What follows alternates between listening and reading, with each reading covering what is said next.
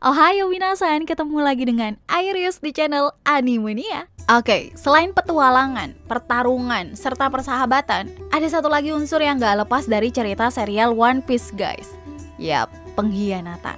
Gak selamanya cerita akan terus berwarna putih bersih, tetapi akan ada juga nih bagian hitam kelam yang menyelimutinya. Pengkhianatan di dunia One Piece pun punya cerita tersendiri guys. Daftar-daftar pengkhianatan yang udah aku siapkan di konten kali ini gak cuma menyakitkan, melainkan berpengaruh besar terhadap cerita yang lagi berjalan juga. So, pengkhianatan terbaik apa aja nih yang udah aku siapkan khusus untuk kalian? Oke, udah langsung aja kita mulai ke kontennya guys. Let's go!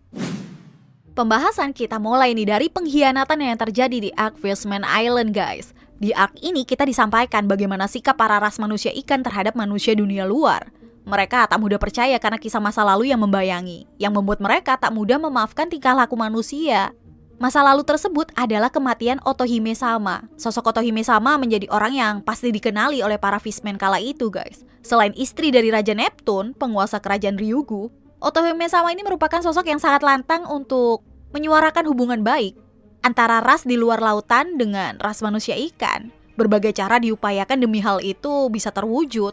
Di awal memang terabaikan, namun dia akhirnya mendapatkan dukungan guys. Sayangnya Otohime Sama harus tewas dibunuh oleh pembunuh misterius. Banyak yang mengira bahwa kematian Otohime Sama itu ulah manusia. Impian ras manusia ikan untuk percaya pada manusia dan keinginannya untuk ke dunia luar pun musnah karena dugaan tersebut. Siapa sangka kalau di kenyataannya Otohime Sama dibunuh oleh Hody Jones, yang juga manusia ikan. Hody Jones melakukan hal gila tersebut karena dia juga menyimpan dendam yang luar biasa terhadap manusia. Makanya dia nggak seneng dengan adanya perjanjian damai manusia dengan ras manusia ikan guys. Mungkin kita bisa mengerti alasan yang dipunya Hody Jones ini, tapi fakta kalau ratu mereka justru dibunuh oleh bagian dari ras mereka sendiri, ya menjadi hal yang terlalu menyakitkan untuk diketahui. Beruntung, usai kejadian luar biasa SHP Crew demi menyelamatkan kerajaan Ryugu guys, ras manusia ikan akhirnya move on dan mulai membuka diri dengan dunia luar. Pengkhianatan terbaik selanjutnya ditempati nih oleh Don Quixote Rocinante guys. Kalau ini sih bukan cuma pengkhianatannya aja, tapi gimana acting Rocinante ini kayaknya layak buat dikasih 4 jempol. Nah, Rocinante ini adalah saudara dari Doflamingo, si bajak laut gila. Di awal kemunculannya guys, dia tuh menjadi orang yang nyentrik, kasar sama anak-anak. Juga gak mau bicara, tapi itu semua cuma akal-akalan doi doang. Sebenarnya Rocinante ini gak ada di pihak Doflamingo. Dan dia tuh pernah bilang kalau dia gak menyangka saudaranya itu bisa sejahat itu guys. Malahan Rocinante itu menjadi bagian dari angkatan laut dan menyusup ke bajak laut Doflamingo demi mendapatkan informasi. Semua dilakukan dengan sangat-sangat baik, sampai kemudian dia bertemu dengan Lau kecil yang terjangkit wabah penyakit. Dia pun bertekad akan menemukan OP-OP Nomi yang disebut sebagai buah iblis impian demi menyembuhkan Lau. Keinginannya itu pun berhasil guys. Nggak cuma mendapatkan informasi keberadaan OP-OP Nomi, Rocinante juga sukses nih memberikan buah itu kepada Lau. Sehingga kita bisa lihat kekuatan Lau seperti sekarang. Buah iblis berkekuatan luar biasa ini guys, ya bakalan bahaya banget kan semisal jadi milik bajak laut Doflamingo. Makanya apresiasi segila-gilanya nih, karena buah ini berhasil disingkirkan dari tangan Dovi. Sayang, pengorbanan untuk mendapatkan buah iblis ini sangat mahal guys. Dimana akhirnya penyamaran Rocinante itu ketahuan dan dia tewas di tangan saudaranya sendiri. Next, kita beralih ke pengkhianatan yang dilakukan kepada Lola guys, anak dari Big Mom. Oke, semisal membicarakan soal Lola, kita akan inget nih sosok dia yang kocak, terus berburu, bucin pula ya kan. Tapi kalian jangan salah guys, pengkhianatan Lola itu punya andil yang begitu besar dalam cerita. Big Mom seperti yang kita tahu menggunakan ikatan darah alias pernikahan demi memperluas, memperbesar, sekaligus memperkuat armadanya. Demi itu semua, menikah dengan siapapun ya dia lakoni demi mendapatkan putra-putri terbaik. Anjay, putra-putri terbaik. Sekarang gue ngakak nih. Seakan belum puas nih, anak-anaknya pun gak lepas dari perjodohan yang udah dia siapin. Misalnya aja Puding dengan Sanji, yang mana si Big Mom itu berambisi untuk memperoleh kekuatan dari kerajaan Germa Double Six. Jauh sebelum Puding, hal serupa sebenarnya akan dialami nih oleh Lola guys. Big Mom merencanakan pernikahan Lola dengan ras raksasa. Lola berpikir bahwa cinta bukanlah sesuatu yang bisa dipaksakan. Makanya dia lebih memilih kabur dan menjadi bajak laut. Pas tahu Lola kabur, Big Mom itu marahnya minta ampun. Dia mengutuk habis tindakan Lola karena tambahan kekuatan dari ras raksasa gagal Big Mom dapatkan. Andaikan nih ya guys, perjodohan ini lancar, maka armada bajak laut Big Mom itu bener-bener mengerikan guys. Big Mom sendiri mengibaratkan jika pernikahan Lola ini lancar baginya, akan sangat mungkin untuk mengalahkan Kaido maupun Shanks. Semisal itu semua benar, maka wow, Big Mom akan punya armada yang luar biasa tangguh.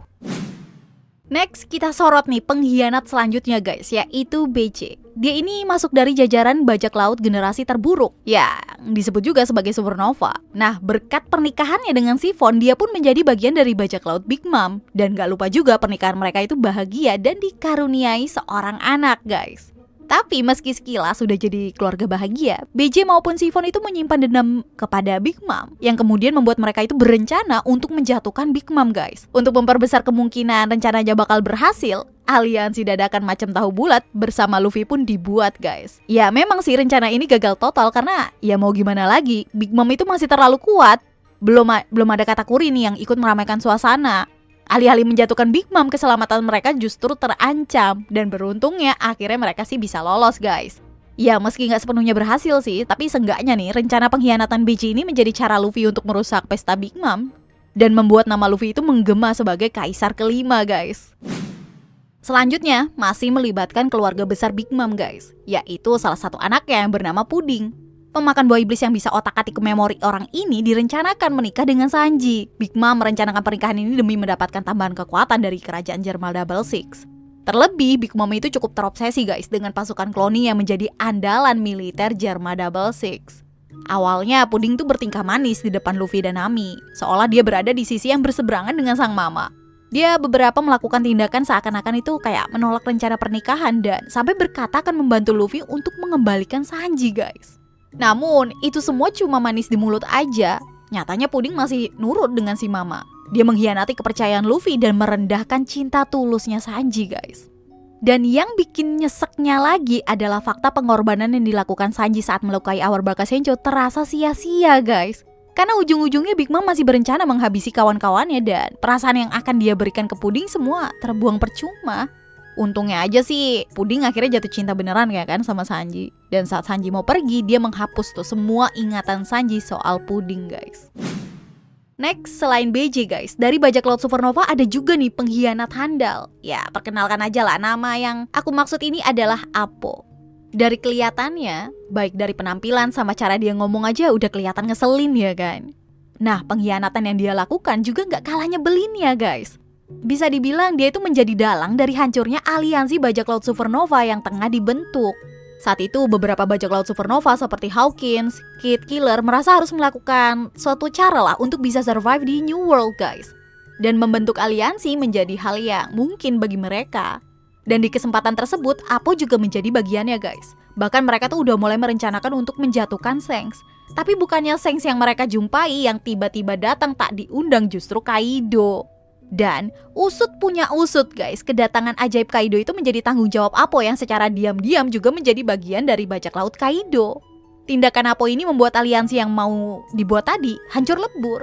Kid di penjara, Killer dipaksa makan buah iblis Smile, hingga Hawkins yang akhirnya memilih untuk menjadi bagian dari bajak laut binatang buas guys.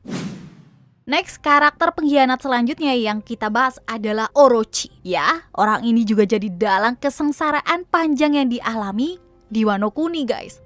Istilah ular itu gak cuma sebagai kiasan, melainkan bener-bener menggambarkan sosok lewat edan ini yang bernama Orochi guys. Orochi sebenarnya sempat menjadi sosok yang dilindungi oleh Oden, malahan jadi dipekerjakan juga kan. Cuma manusia yang satu ini emang gak tahu terima kasih nih orang emang. Akibat hasutan dari Kurozumi Semimaru dan Kurozumi Higurashi guys, Orochi bisa mempunyai niat yang super duper jahat. Dia kepengen menguasai Wano demi dendam masa lalu dan merasa lebih layak menjadi penerus Shogun Wano. Rencana busuknya itu dia mulai dengan membuat pernyataan palsu bahwa dirinya ditunjuk sebagai seorang shogun guys. Keadaan makin diperparah nih dengan kerjasama yang dia buat bersama Kaido. Kerjasama tersebut semakin menyengsarakan warga Wano. Karena selain kerja paksa, hak para warga Wano pun direbut serta dia hanya bersenang-senang di atas semua itu. Dia juga sempat membodohi Oden agar pertempuran bisa terhindarkan. Namun pengorbanan Oden itu tak membuahkan hasil guys. Sehingga membuat Oden beserta pasukan Akazaya memutuskan untuk melakukan kudeta. Sayang, meski dengan kekuatan sangat besar, rencana kudeta aliansi Orochi Kaido ini gagal dilakukan. Apalagi tindakan Kurozumi Higurashi nih yang di tengah-tengah pertarungan Kaido versus Oden berubah menjadi Momonosuke. Ya, aksi dia ini pasti menjadi ide busuk milik Orochi sih. Alhasil Oden harus takluk dan membuat Wano yang tadinya negeri damai menjadi negeri yang penuh dengan hal yang menyakitkan. Berikutnya ada pengkhianatan nih yang mungkin sulit banget lah dilupakan oleh para fans One Piece dimanapun kalian berada guys, yaitu Kanjuro. Udah banyak hal yang disembunyikan Kanjuro demi mempermulus penyamarannya. Dia itu pura-pura menjadi bagian dari Akazaya seolah-olah tuh suka duka yang dialami ikut dirasakan olehnya. Kanjuro juga sampai berbohong soal dirinya yang payah dalam menggambar. Meski kekuatan buah iblisnya tuh sangat berkaitan dengan kalian menggambar guys. Tentu yang paling menyakitkan adalah dia melakukan kebohongan tersebut dengan waktu yang lama. Dia juga ikut dipercaya untuk dibawa pergi ke masa depan bersama Kinemon dan Momonosuke. Tapi yang didapatkan justru pengkhianatan yang menyakitkan. Kanjuro masih menjadi kaki tangan Orochi yang setia. Dengan tega Kanjuro menyampaikan semua informasi yang dia dapatkan sehingga membuat rencana Akazaya untuk merebut kembali kebebasan Wano Kuni menemui kesulitan guys. Daripada makin kesel ya kan sama tingkahnya Kanjuro, kita beralih aja ya ke kisah Denjiro. Oke. Ya, kisah pengkhianatan Denjiro ini mungkin menjadi pengkhianatan terindah buat kita penggemar One Piece. Ya, karena apa yang dia lakukan itu benar-benar mematahkan semua niat busuk Kanjuro guys. Meski ya ada unsur hoki sih yang dibawa Kinemon juga. Setelah kisah pedih eksekusi Oden, Denjiro tuh mengambil langkah cukup gila dengan menjadi bagian dari orang kepercayaan Orochi. Demi mempermulus penyamarannya, dia memakai nama Kyoshiro serta merubah penampilannya guys. Aksi dia tuh sukses besar guys, yang mana dia tuh juga berhasil tuh menjadi bos Yakuza. Di awal kemunculannya, Denjiro tuh malahan sempat dikira bakal menjadi lawan yang merepotkan bagi aliansi Samurai Luffy dan kawan-kawan. Namun sebaliknya guys, Denjiro membawa nuansa yang luar biasa membahagiakan ketika membongkar penyamarannya. Denjiro itu mengumpulkan para samurai dengan armadanya. Tindakannya itu membuat perhitungan Orochi dan Kanjuro itu yang merasa udah menyingkirkan aliansi samurai gagal sepenuhnya. Rasakan itu. Ya, berkat Denjiro juga lah pertempuran Onigashima bisa semeriah sekarang guys. Dan pengkhianatan terpaling-paling nih pokoknya ditempati oleh Marshall the Teach, yang kita juga kenal sebagai Kurohige guys. Kalau yang ini emang gak ada obat pengkhianatannya. Ya, semula dia menjadi bagian dari bajak laut Shirohige dan berlayar cukup lama kan di sana. Kurohige ditempatkan pada divisi 2 yang dikomandoi oleh Ace. Namun, suatu ketika dia tuh mengetahui keberadaan buah iblis Yami Yami no Mi guys. Buah iblis yang nampaknya udah jadi inceran dia nih. Buah tersebut ada di tangan Dutch, komandan divisi 4 saat itu. Karena ambisinya yang udah gila ya kan, Kurohige tuh mencoreng peraturan keluarga besar Shirohige yang melarang untuk saling membunuh. Di mana dia tuh dengan tega membunuh Dutch demi mendapatkan buah iblis Yami Yami no Mi tadi. Selanjutnya tanpa bertanggung jawab dia pergi dari bajak laut Shirohige dan memulai sendiri petualangannya. Nggak sampai di situ aja guys, Kurohige ini masih berulah dengan mengalahkan Ace dan menyerahkannya kepada angkatan laut. Dan tindakannya inilah nih yang memancing peran besar Marineford yang melegenda tersebut. Emang dasarnya nggak punya hati sih nih orang ya kan. Di pertempuran Marineford itu dia masih berusaha memperkuat dirinya sendiri guys, dengan mengambil kekuatan Gura-Gura no Mi milik Shirohige. Ya, berkat semua tindakan gilanya ini, nama Kurohige kini eksis nih sebagai salah satu dari Yonko. Gila dia nih. Oke guys, itu dia tadi 10 pengkhianatan di One Piece yang udah aku pilihkan khusus untuk kalian, abang-abang tampan ya kan. Mana pengkhianatan terbaik menurut kalian? Udah tulis aja di kolom komentar. Oke? So see you again next time. Adios caramelo, stay safe everyone. Salam Animania.